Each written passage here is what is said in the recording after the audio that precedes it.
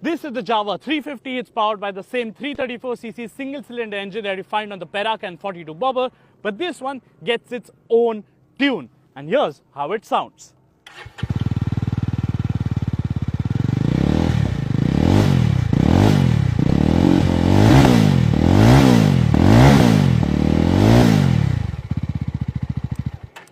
It sounds a lot meatier, a lot more rumble in it, and there are a few pops and bangs here and there.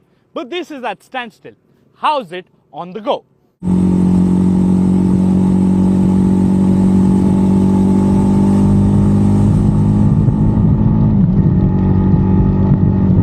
So what do you think about the exhaust note of the new Jawa 350? Do let me know in the comments.